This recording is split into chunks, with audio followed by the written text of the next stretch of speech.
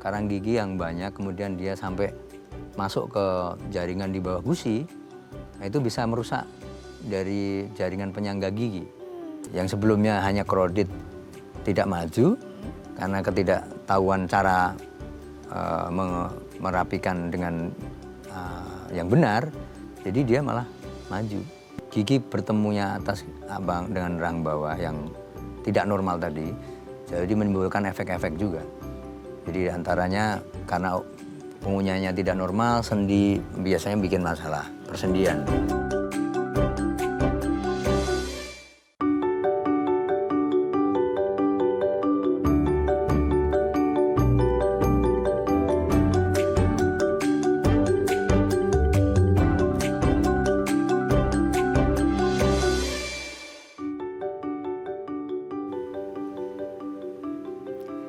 Halo pemirsa, apa kabar? Senang sekali saya Astia Dika bisa kembali menemani Anda di program talk show yang syarat informasi inspiratif, apalagi kalau bukan bincang sehati.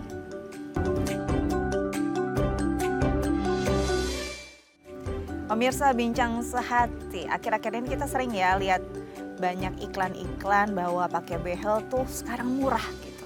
Tapi banyak yang jadi korban. Akhirnya bukannya giginya rapi, malah berantakan, dan akhirnya juga banyak sekali masalah yang ditimbulkan. Ternyata nggak boleh asal loh kalau kita mau pakai behel atau kawat gigi. Harus dengan spesialis yang tepat. Nah, ini yang akan kita bahas hari ini, karena efeknya ketika gigi kita tidak rapi itu bukan cuma masalah estetika, tapi akan ada masalah yang serius. Nah, hari ini tidak mungkin saya bahas sendiri, dan pembahasan ini juga akan spesial karena saya ditemani juga oleh salah satu sosok yang spesial, sosok yang berjasa pada masa COVID, yaitu adalah komandan dari Rumah Sakit Darurat COVID, yaitu Wisma Atlet.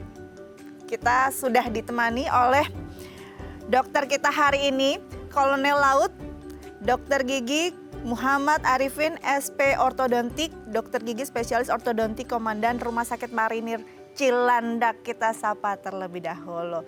Halo dokter, apa kabar? Ya, baik Mbak Asih, kabar. Waduh, hari ini nih gimana nih? Oh iya. Kayaknya rada beda nih.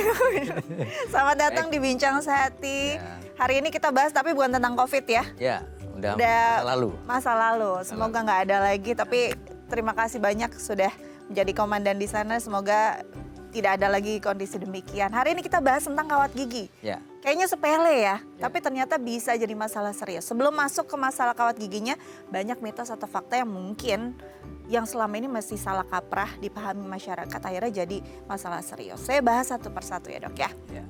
Yang pertama adalah kawat gigi itu hanya untuk anak-anak remaja. Orang dewasa nggak usah pakai kawat gigi. Ini mitos atau fakta? Nah, mitos. Mitos, kenapa dok?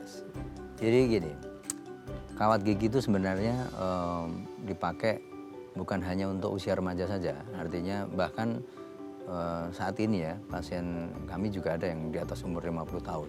Ya, artinya selama jaringan tulangnya memungkinkan, jadi secara penyakit sistemik tidak ada penyakit gula gitu terutama ya, sehingga jaringan penyangga gigi itu masih bagus, tidak ada masalah.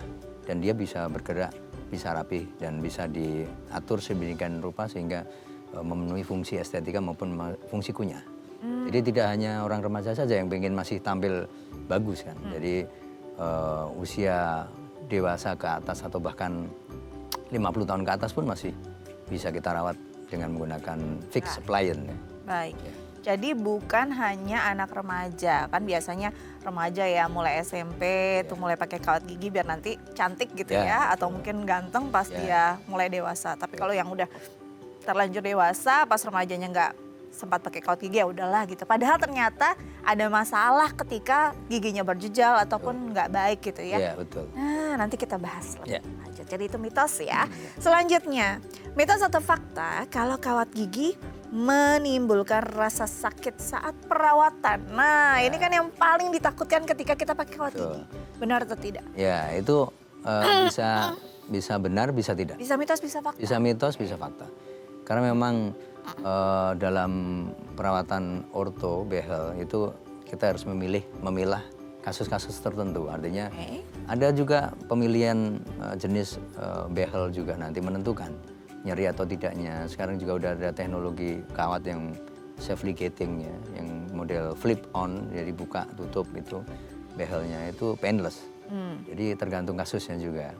Ada juga memang yang memakai pemilihan kawat, mungkin pemilihan behel yang pasiennya crowded berjalan banget ya gitu, terus mereka memakai behel tapi konvensional dengan menggunakan karet-karet itu loh yang warna-warni, itu namanya konvensional. Jadi itu memang tekanannya kan besar, jadi pasti di awal pemasangan ya 3 hari, mungkin 4 hari, kadang-kadang bahkan seminggu ya kadang-kadang itu masih ada sedikit rasa nyeri. Sedikit rasa nyeri ya, bukan nyeri yang hebat, bukan. Asal ini benar yang masangnya benar dengan ahlinya, spesialis orto. Karena itu sangat menentukan sekali operator itu. Bisa nyeri, bisa nggak bisa tidur, bisa juga. Kalau pemilihan kawat yang initial wire, kawat yang pertama kalau diameternya gede, bisa gigi itu bisa jaringannya rusak. Dan itu bisa nyeri hebat. Itu yang tadi saya sampaikan, pemilihan kawat, pemilihan bracketnya, behelnya. Itu ya tergantung operatornya. Artinya memang harus ahlinya yang memasang itu. Harus ahlinya. Harus. Jadi kalau ada yang ngeluh, aduh sakit banget dok gitu ya, bukan perlu ditanyakan. Ya. Perlu ditanyakan. Mungkin harus sama dokter kali ya. Oke, selanjutnya adalah mitos atau fakta. Kawat gigi meluruskan gigi secara permanen. Iya, itu fakta. Fakta? Ya, meluruskan gigi secara permanen. Kan ada yang takut nanti kalau kawatnya udah dilepas, balik lagi. Ya. Benar nggak dok? Ya, memang ada SOP ya, yang memang di dalam ilmu ortodonti, memang setelah dikehendaki tujuan perawatan tercapai, udah bagus sesuai dengan kaidah oklusi yang normal. Ya. Ada kaidahnya, ya, ada kunci oklusinya. Jadi kunci gigitan yang benar itu seperti apa? Kalau sudah benar, bracket itu, braces itu dilepas, bisa dilepas. Tetapi prosedur berikutnya harus memakai namanya retainer. Retainer itu untuk mempertahankan gigi yang sudah lurus tadi, yang sudah normal, yang sudah bagus tadi. Nah, itu menggunakan retainer namanya. Jadi ada alat setelah behel itu dilepas. Itu jadi sebelum behel dilepas ada masa pasif ya, selama 3 bulan itu diligatur, dikawat lah, artinya difiksasi, diikat sehingga tidak mengurangi gerakannya lah. Habis itu baru dilepas bracesnya, dicetak, kemudian dibuatkan retainer atau untuk alat yang khusus memang untuk mempertahankan gigi pada posisi yang sudah dikehendaki tadi. Jadi itu harus dipakai, ya harus dipakai minimal 1 tahun alat itu. Jadi ada yang fix, ada yang ditempel juga, ada juga yang removable. Yang model sekarang kan clear retainer yang bening itu kan udah secara estetik bagus. Itu dipakai sepanjang hari ya, kecuali makan dilepas lah. Ya minimal memang 10 hari, ulangi 10 jam minimal sehari pakai. Tetapi sebaiknya memang maksimal mungkin dipakai dan minimal 1 tahun. Itu diharapkan gigi yang sudah dikehendaki tadi, semua kemarin itu dia maju, giginya posisi sudah mundur. Nanti kalau nggak pakai alat retainer tadi namanya tadi itu, dia dalam waktu sebulan 2 bulan dia akan relapse namanya. Relapse itu kembali pada posisi yang semula. Makanya jangan salah, nanti udah biasanya kasus-kasus yang crowded ya, yang berjalan hebat itu ya. Udah rapi kemudian nggak pakai alat, dia akan relapse kembali lagi. Kembali lagi kepada kondisi semula sebelum dilakukan perawatan behel. Itu harus difahami. Jadi itu sudah menjadi SOP. Ada SOP-nya. Bisa jadi permanen rapihnya. Bisa. Tapi SOP-nya jangan dilaksanakan. Oke. Selanjutnya adalah mitos atau fakta kalau kawat gigi itu hanya untuk estetika? Ya, itu mitos. Mitos ya? Ya, tapi ya bisa juga sebagian menganggap itu fakta, bisa. Oke. Ya. Nanti kita bahas lebih lanjut. Sebenarnya apa sih yang terjadi di balik kawat gigi yang bukan hanya tentang estetika? Karena banyak manfaatnya dan istilahnya banyak loh hal atau dampak negatif ketika gigi itu berantakan atau crowded tadi ya dok ya. Oke, selanjutnya adalah mitos atau fakta kalau pelayanan dokter di gigi dan ortodontik itu sama. Nah ini penting nih dok. Ya, pelayanan dokter gigi dan spesialis ortodontik itu sama. Ya, pasti beda ya. Karena kita menjalani pendidikannya dari dokter gigi umum ya, 5 tahun sampai 6 tahun. Kemudian untuk menjadi ortodontis kita harus mengambil program dokter gigi spesialis ortodonti. Jadi itu 10 semester juga. Artinya 5 tahun lah. 4 tahun sampai 5 tahun. Kebanyakan selesai 5 tahun. Ya termasuk kami ngambil program dokter gigi spesialis ortodonti di Unpad Pajajaran, Bandung. Jadi 5 tahun kita ngambil ilmu itu. Jadi jelas beda, artinya untuk dokter gigi umum ya memang dalam pelajaran S1-nya saya dulu juga kan melewati S1, tidak dipelajari tentang fixed appliance atau perawat dengan menggunakan behel atau cekat, alat cekat. Jadi yang kita diajarkan waktu S1 removable. Jadi yang pasang lepas itu yang untuk masa-masa tumbuh kembang. Biasanya anak-anak usia ya 11 tahun ke bawah lah. Yang memakai alat removable. Bukan behel ya, tetapi alat ortodonti tetapi yang lepasan. Nah, itu memang bisa dilakukan oleh dokter gigi umum. Oke. Ya, karena diajarkan waktu S1. Jadi memang beda ya. Jadi memang sebaiknya ketika kita mau memasang kawat gigi, kalau mau dengan hasil yang maksimal, ya dengan spesialisnya. Ya. Oke, nanti kita bahas lebih lanjut lagi, tapi usai jeda ya dok ya. Ya. Pemirsa jangan kemana-mana, tetap bersama kami di Bincang Sehati.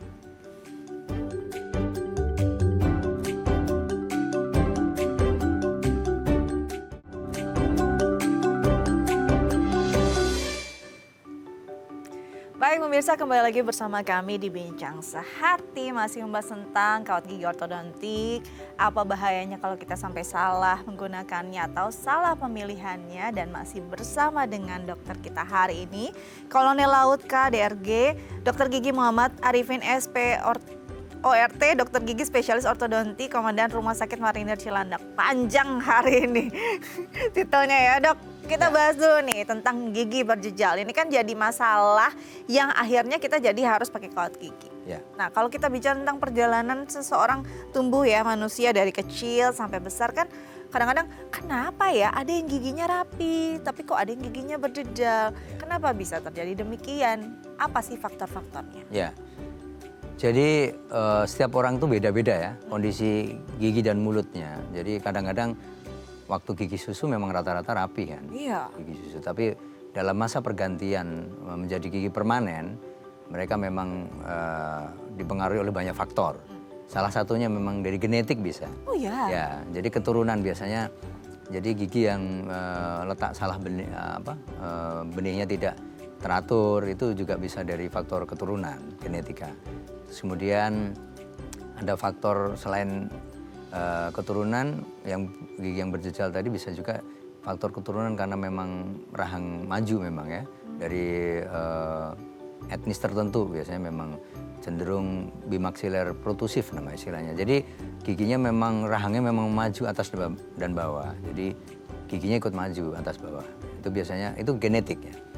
Kemudian yang gigi yang bawah lebih maju. Itu juga pengaruh genetik lebih besar itu. Kayak seperti camo. Ya camo, gitu ya. ya orang bilang camo.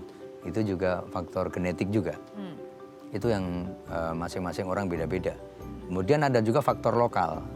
Lokal artinya dari gigi sendiri letak salah benih. Jadi benihnya salah. Harusnya kan posisi gigi itu, gigi permanen itu dia akan mendorong gigi susu. Iya. Ya, akan meresorpsi namanya.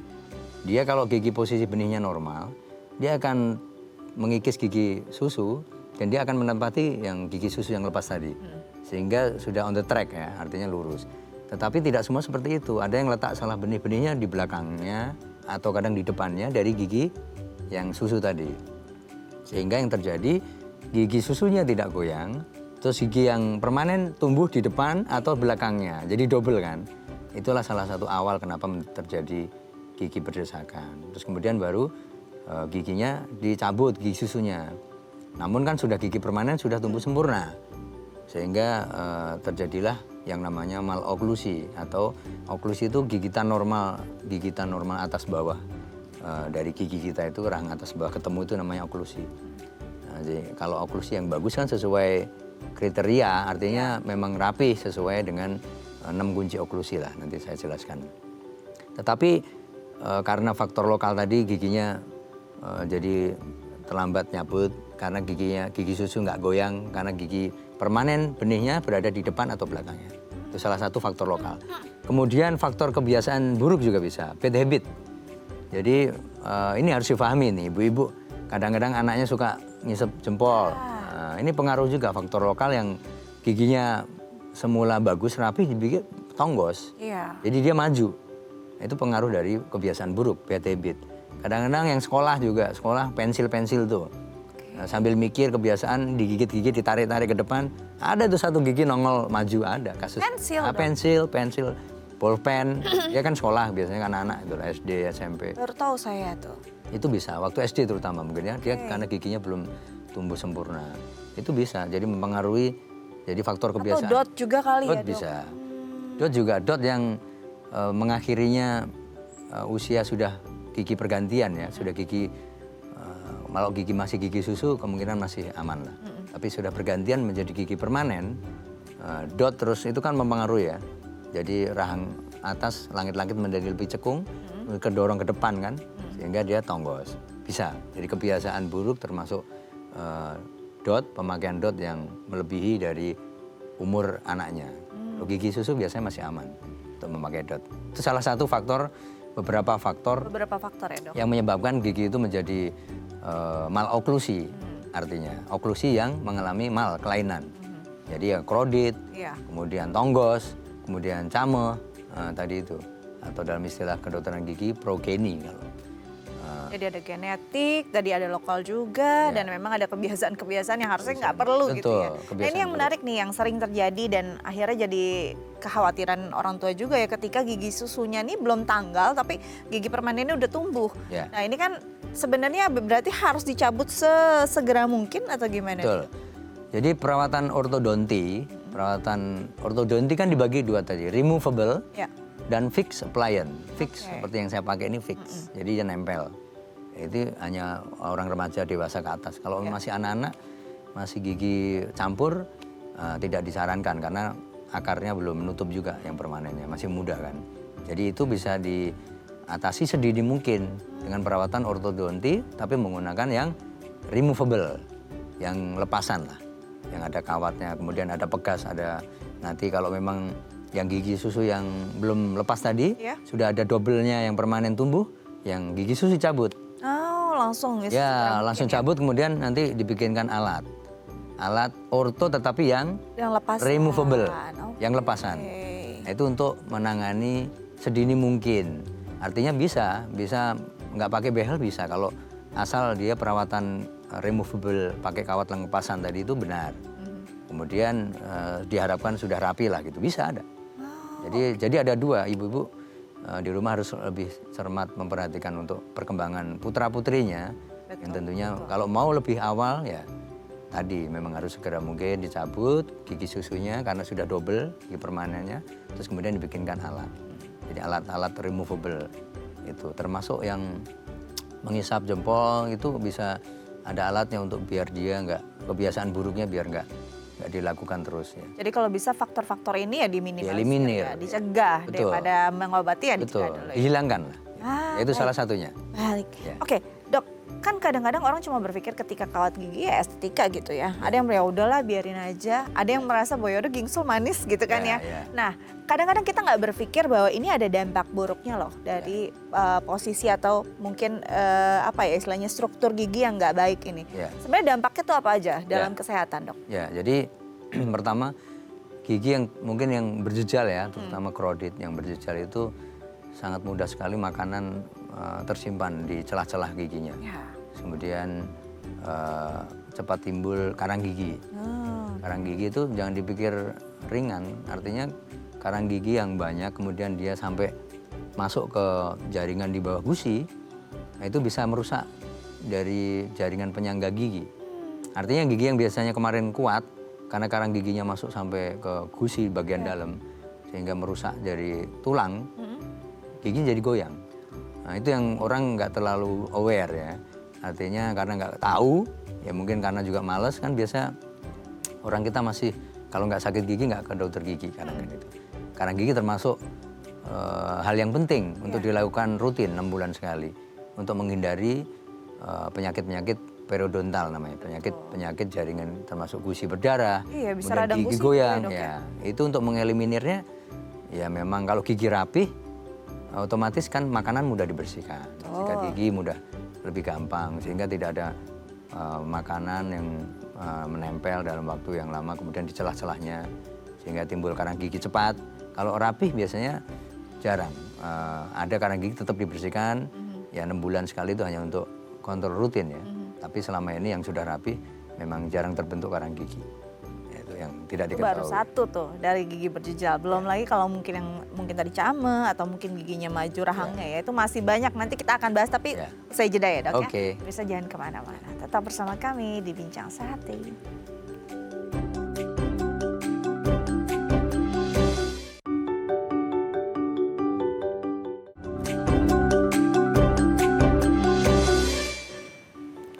Baik pemirsa, kembali lagi bersama kami di Bincang Sehati. Masih membahas tentang kawat gigi dan serba-serbinya. Dan masih bersama dengan dokter kita hari ini, Kolonel Laut K, Dr. Gigi Muhammad Arifin, SPORT, dokter gigi spesialis ortodonti, Komandan Rumah Sakit Marinir Cilandak.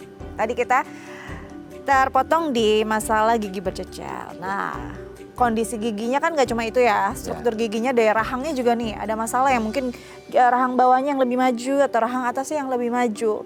Kondisi ini kan juga mengunyahnya juga pasti nggak akan optimal. Betul. Dalam hal demikian sebenarnya kalau dilakukan setiap hari ini juga akan menimbulkan masalah nggak sih pada rahang seseorang, Dok, kalau nggak ditangani dengan baik? Ya. Jadi fungsi kunyah yang normal itu akan menghasilkan makanan yang dikunyah itu akan lembut. Oke. Sehingga pasti mempengaruhi dari fungsi digestif kita di lambung. Oke. Artinya makanan yang sudah lembut akan diproses di lambung lebih ringan. Tetapi makanan yang tidak lembut akan memperkeras atau memperparah kerja dari lambung kita. Yang seharusnya lambung bekerja dengan ringan menjadi berat. Itu tentunya akan menjadi masalah tersendiri bagi pencernaan kita. Kemudian selain itu oklusi atau gigi bertemunya atas dengan rahang bawah yang tidak normal tadi, jadi menimbulkan efek-efek juga. Jadi antaranya karena pengunyahnya tidak normal, sendi biasanya bikin masalah, persendian. Jadi di sini kan ada sendi ya, Iya. temporomandibular joint namanya, TMJ. Itu sering bermasalah karena giginya tidak sesuai dengan kaidah yang normal. Betul. Nah itu kalau efek panjang bisa juga mengalami migrain yang berkepanjangan. Wow, sampai ke kepala ya? Makanya memang sebenarnya kompleks. Dari gigi yang tidak mengunyah tidak normal atau miring, itu sebenarnya banyak faktor yang bisa menimbulkan penyakit-penyakit tambahan. Salah satunya tadi yang masih lambung kena, kemudian yang TMJ tadi bermasalah, dan itu penangannya susah juga. TMJ kalau dan sudah sakit sekali kalau pasti. sudah nyeri itu lebih susah. Artinya memang kondisi-kondisi yang tidak normal tadi memang harus dinormalkan. Gitu. Memang beda perawatan orto pun beda, yang bedah juga ada nanti. Jadi orto kalau yang posisi masih bukan skeletal, artinya bukan karena tengkoraknya, itu bisa diperbaiki dengan fixed pliant, dengan braces, dengan behel tadi. Namun di manakala kita kan akan sebelum treatment kita kan akan melakukan diagnosa dulu, melakukan pengambilan foto rongsen termasuk sefalometri tengkorak, kemudian panoramik gigi, kita harus lihat semua kan. Nanti akan ketahuan bahwa itu pengaruh dari tengkoraknya skeletal atau bukan. Itu salah satu menegakkan diagnosa.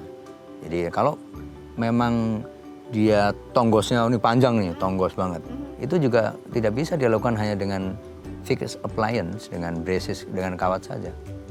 Karena tidak akan tercapai oklusi yang normal, gigitan yang normal. Perlu dipotong rahangnya. Wow. Orthognathic surgery namanya. Saya pernah 2 kali ke Taiwan dulu kita dari waktu saya sekolah PPDGS ortodonti 4 pernah 2 kali di Taiwan. Ada Changgeng Hospital. Tempatnya orang-orang di sana biasa potong-potong rahang tiap hari. Mereka kan lebih kayak Korea ya, estetik. Cewek cameh potong langsung, hari besok udah cantik. Ya, Itu belum terbiasa di Indonesia. Itu yang namanya tindakan bedah, orthognathic surgery. Jadi melibatkan dokter spesialis orto dengan bedah mulut. Kemarin kami di Lembaga Kedokteran Gigi Angkatan Laut kita lakukan juga di Ladogi. Oke. Ya, yang di Senayan itu. Itu kita lakukan juga. Jadi sudah mulai harus disosialisasikan bahwa itu tindakan memang untuk mengembalikan fungsi yang normal.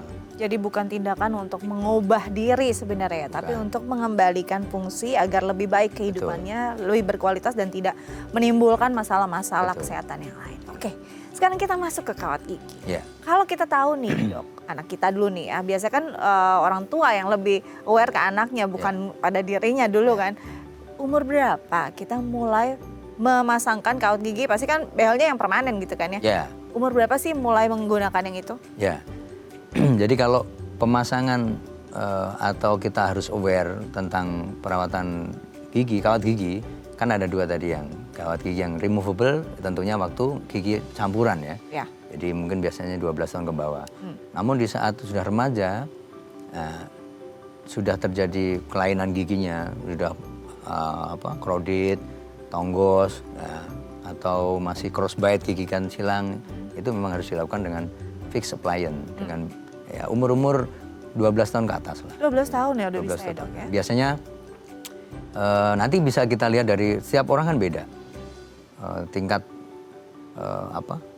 kelengkapan gigi permanennya kan beda-beda setiap orang. Jadi ada yang 12 tahun cewek itu udah lengkap gigi permanennya. Kemudian foramen apikal itu jadi gigi itu ada saluran saraf yang dari bawah itu. Itu sudah menutup.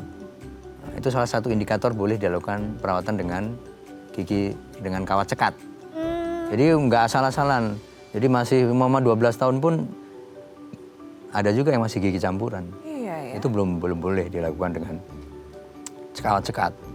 Karena dia akan mempengaruhi pertumbuhan dari gigi itu sendiri. Artinya dia belum sempurna. Jadi harus foramen apikal tadi yang bagian bawahnya ujung akar itu harus menutup dengan rapat. Artinya udah menutup dengan sempurna. Ini pentingnya ya harus. Makanya nggak asal-asalan. Kelas 6 SD masih gigi campuran dipasang behel. Kan dulu ada itu viral juga itu. Masih bayi malah di umur berapa 3 tahun 4 tahun yang dulu di TikTok itu viral juga. Itu karena ketidaktahuan, katanya untuk gaya-gayaan anaknya itu. Tapi itu karena ketidaktahuan sangat bahaya sekali. Sangat bahaya sekali. Bisa lepas tuh giginya semua. Semuanya. Artinya itu kan force-nya, jadi harus dipahami oleh masyarakat luas bahwa bracket dengan kawat, kemudian ada karetnya, itu karetnya itu makanya disebut power O. Yang bulat-bulat karet itu ada powernya. Jadi ada daya yang dihasilkan dari itu yang banyak nggak paham.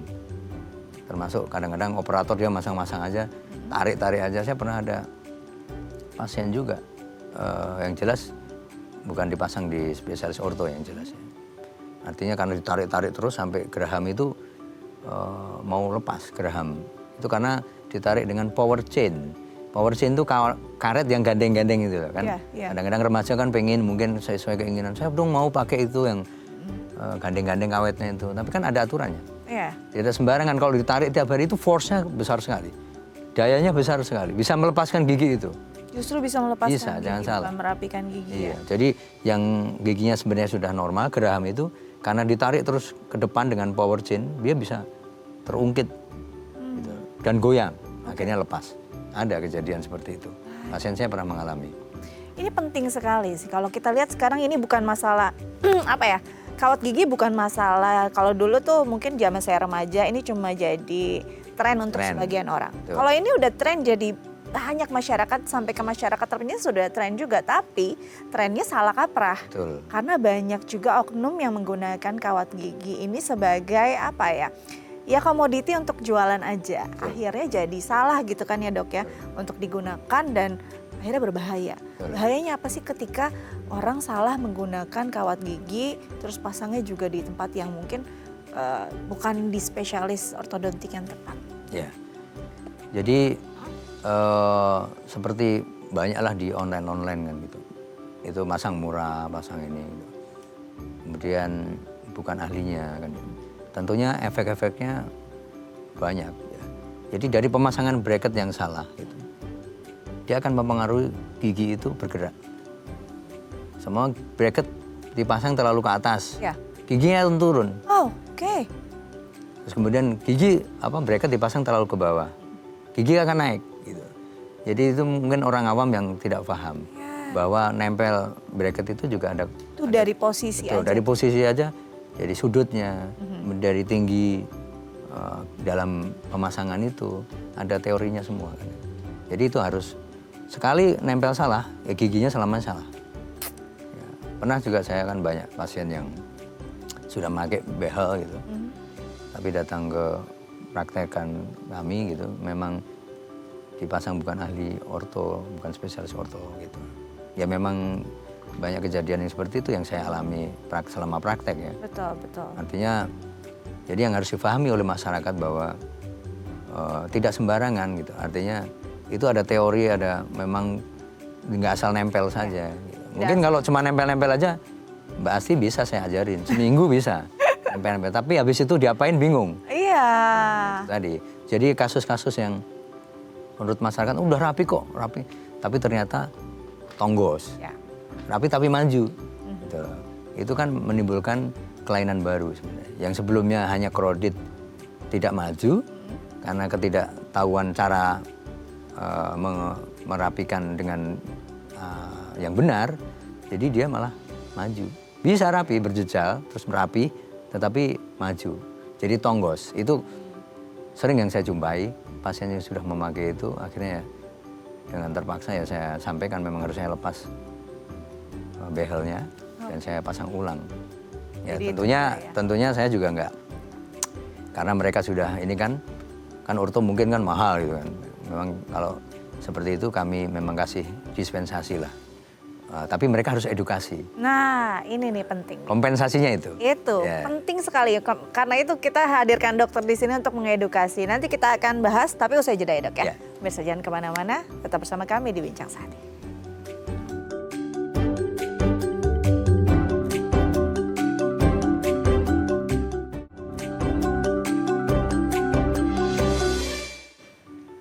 Baik pemirsa, kembali lagi bersama kami di Bincang Sehati, masih membahas tentang kawat gigi dan serba-serbinya, masih bersama dengan Kolonel Laut, Kak Dr. Gigi Muhammad Arifin, SP Ortodonti, Dr. Gigi Spesialis Ortodonti Komandan Rumah Sakit Marinir Cilandak. Oke, tadi kita bahas tentang bagaimana sih kok masih bisa ya ada orang yang salah gitu ya dok ya.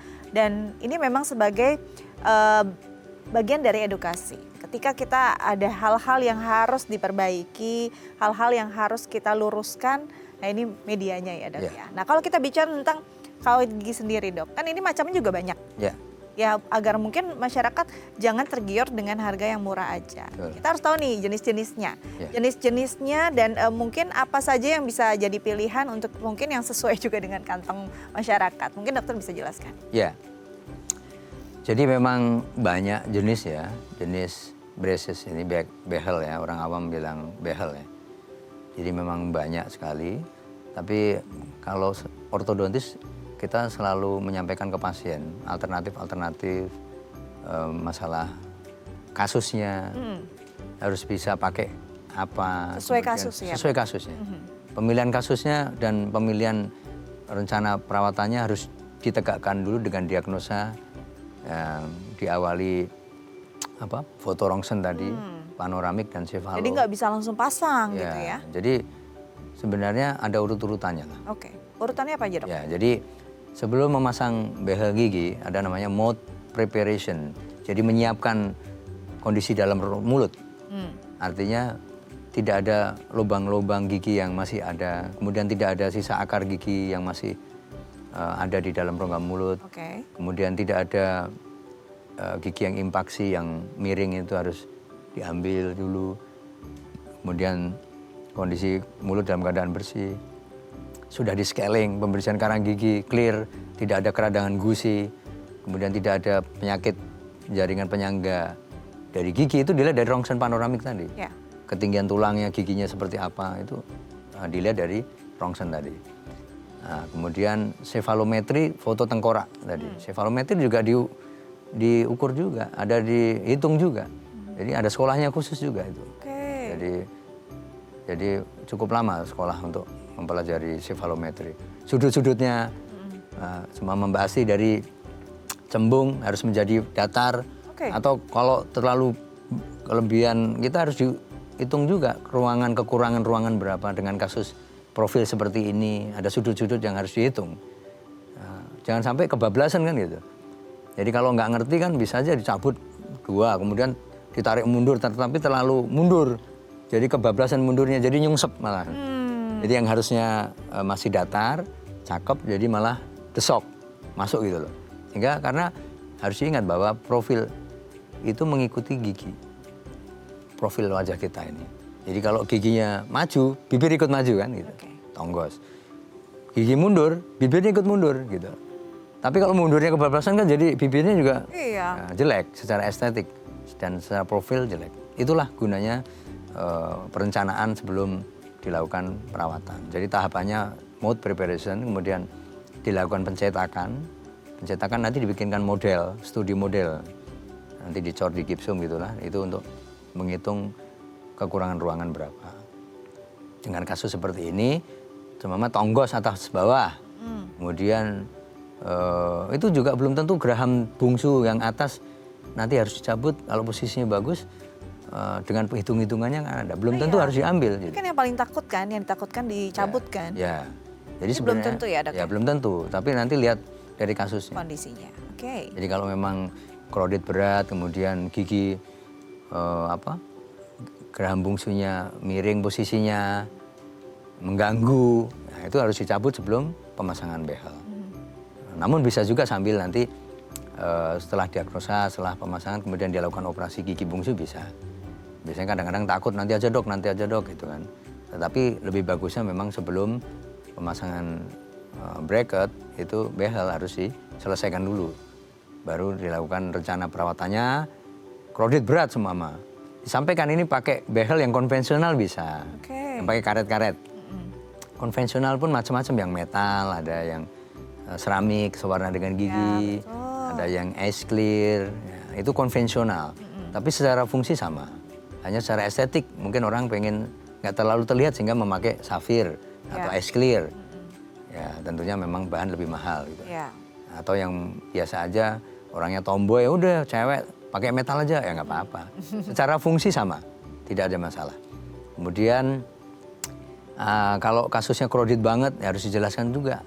Ada yang memang kalau pakai konvensional, pakai karet memang akan timbulkan rasa nyeri pasti. Pemasangan pertama adaptasi lah. Itu karena gigi digerakkan, karena karet kan kenceng tuh. Sehingga dia ada proses dari tubuh itu reaksi. Ya agak sedikit nyeri biasa. Tapi biasanya nggak sampai, kalau asal kroditnya nggak terlalu berat ya. Kalau kroditnya berat, kita sarankan untuk memakai self ligating. Jadi non konvensional, dia nggak pakai karet. Ya seperti saya pakai ini nggak pakai karet. Ya jadi dia tinggal ada flipnya, ada pintunya ini behelnya. Buka klik, klik, klik, kawatnya dimasukkan, kemudian ditutup lagi, klik, klik sehingga dia agak kendor. Jadi tidak kenceng. Kalau karet kan kenceng. Tapi kalau yang self ligating dia agak longgar. Tetapi tetap bergerak. Makanya gerakannya dia light force, ringan dayanya. Tapi kalau karet kan memang ya agak heavy force lah, dia karena kenceng kan, sehingga nyeri yang ditimbulkan beda. Jadi memang setiap pilihan sesuai kasus dan rasanya juga beda-beda. Tapi sebelum kita lanjut nih dok, ada pertanyaan dari pemirsa di Instagram kita bacakan ya, saya bacakan ya dok ya, dari Admita. Dok, selamat pagi, gigi saya overbite. Apakah hanya dapat diperbaiki dengan kawat gigi atau bisa dengan retainer saja? Karena saya sempat diberikan opsi menggunakan retainer. Mana yang lebih baik dok? Oke, ini kan juga lagi banyak nih ya retainer-retainer yang lagi mungkin banyak dijajakan di pasaran. Gimana? Ya, jadi harus difahami. Sebenarnya itu bukan retainer ya. Retainer itu ada dipakai memang clear juga bentuknya sama, clear, bening. Retainer itu hanya dipakai pasca perawatan orto. Pasca orto. Setelah dilepas behel kondisi gigi udah bagus, sudah memenuhi 6 kunci oklusi, nanti saya jelaskan. Nah, kunci oklusi, kunci yang sudah bagus dinyatakan selesai sembuh kalau perawatan itu pakai retainer. Tapi kalau dalam mungkin yang dimaksud itu bukan retainer, seperti lightener, ya seperti lightener lah yang sekarang yang bening-bening gitu kan. Ya itu Kalau untuk kasus-kasus ringan mungkin bisa ya. Tetapi saya sarankan tetap kita kalau yang kasus-kasus yang termasuk overbite, deep bite ya, kemudian yang tonggos tadi itu tetap harus pakai fixed pliant, pakai behel. Terserah mau ya konvensional, mau self-ligating, tetapi yang nempel di situ dan bisa dikendalikan oleh operator. Dalam hal ini ya dokter spesialis orto yang bisa mengendalikan bagaimana gigi itu untuk koreksi overbite-nya. Koreksi overbite itu gigitan, jadi over itu lebih dari normal gigitannya. Ada gigitan dalam deep bite juga, itu dikoreksi bisa dengan menggunakan alat orto cekat tentunya. Tapi kalau yang dimaksud tadi mungkin model-model liner lah, yang ya itu bukan retainer. Itu liner. Liner itu memang orang-orang sedang banyak di hype ya. Gitu. Tapi hanya bisa untuk kasus yang ringan. Ya, kasus-kasus ringan aja. Kalau kasus yang memerlukan pencabutan yang harus digerakkan itu harus dengan fixed pliant. Dan tentunya bisa dikontrol penuh oleh dokter gigi spesialis ortonya. Baik, jadi ini mungkin bisa jadi jawaban ya untuk Mbak Mita. Mungkin kalau tidak bisa ditangani dengan aligner yang bukan retainer, jadi mungkin bisa langsung ke spesialis ortodonti, bisa langsung di adjust di sana, diperbaiki dan akan mendapat istilahnya penanganan yang lebih tepat. Oke. Ya. Nah, Dok, tadi kan kalau kita bicara tentang jenisnya sesuai kasus. Tadi juga mungkin banyak yang maju mundur nih, bukan perkara ini aja ya, Dok. Biayanya juga, Dok. Deg-degan gitu kan ketika masuk, apalagi kalau udah ada spesialis ortodonti. Berapa nih kantong saya harus keluar? Itu kan yang memang jadi masalah juga ya. Dokter juga mungkin kehadiran di sini untuk bisa mengedukasi bahwa ini memang nggak asal aja untuk memilih, tapi juga bukan suatu hal yang nggak bisa dijangkau oleh masyarakat. Gimana nih, Dok? Ya, memang secara orang awam memang kalau di spesialis orto mahal kan. Iya. Dan memang jasa profesinya memang dan bahannya juga memang masih import. Memang agak mahal ya difahami itu. Namun ya nanti mungkin ada program-program khusus lah. Program edukasi mungkin dari Ikatan Ortodontis Indonesia akan mengadakan ya mungkin yang merasa berat. Ya nanti mungkin ya termasuk kita adakan juga edukasi yang terutama pasien-pasien yang sudah memakai kawat gigi, kemudian nggak beres-beres, dikerjakan bukan ahli ortodonti. Dan akhirnya menjadi korban begitu ya? Tanda kutip ya, artinya terus kemudian datang ke klinik kami atau tempat praktek kami atau rumah sakit Marinir Cilanda boleh.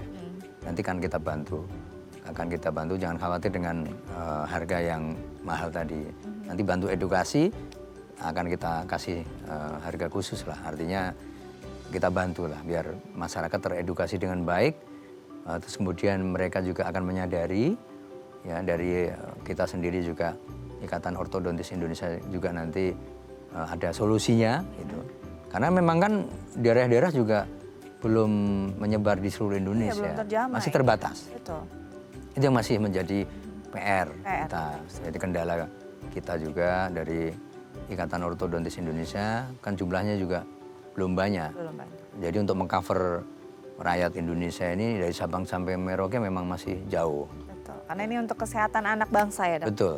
Baik, nanti kita lanjut lagi. Tapi usai jeda. Pemirsa jangan kemana-mana, tetap bersama kami di Bincang Sehati.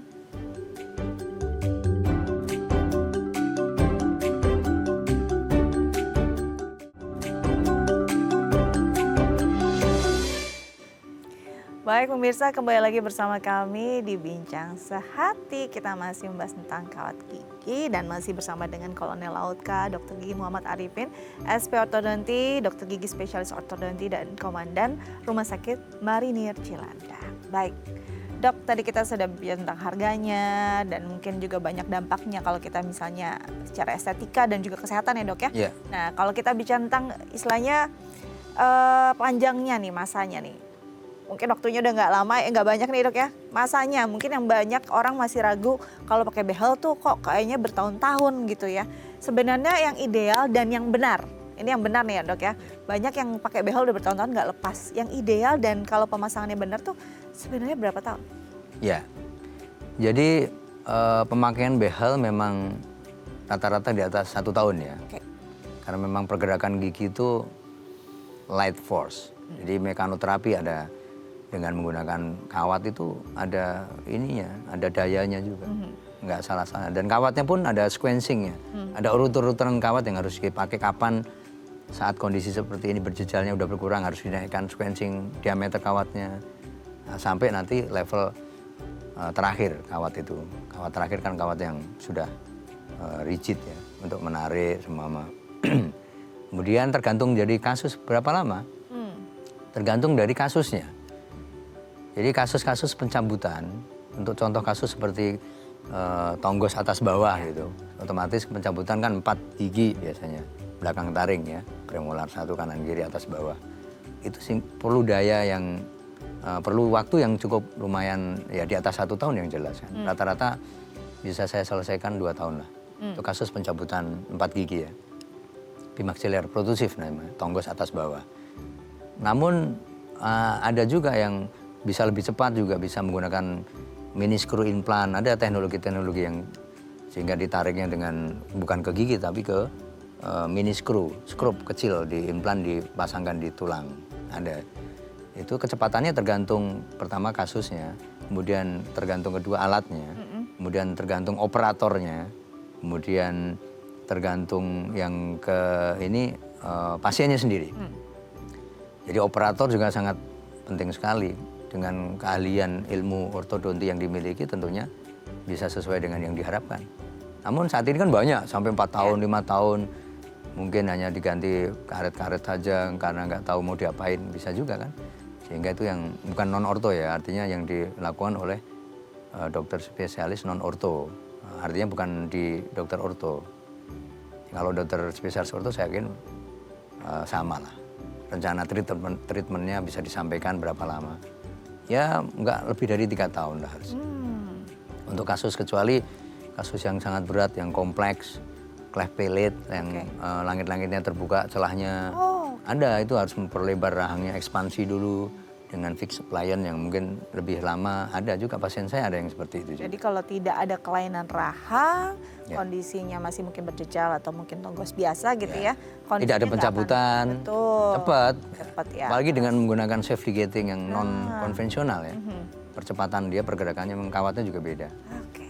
Jadi kayaknya setelah perbincangan ini nggak perlu takut lagi untuk ke dokter gigi ortodonti. Semuanya sudah teredukasi dari pemilihannya, biayanya, dan ini bisa jadi edukasi kita untuk masyarakat agar anak Indonesia giginya semua sehat, semua juga cantik, dan juga bisa kualitas hidupnya baik. Dokter, terima kasih banyak sudah hadir di Bincang Sehati. Semoga ini bisa mengedukasi masyarakat Indonesia, tetap jaga kesehatan dan bisa terus berbagi untuk masyarakat ya, Dok. Terima kasih. Baik pemirsa, sekian Bincang Sehati hari ini. Jangan lupa untuk mengunduh The iPlus di gawai Anda untuk menggenggam inspirasi dan juga edukasi dimanapun, kapanpun. Saya Setia Dika pamit undur diri, terus saksikan Bincang Sehati. Sampai jumpa.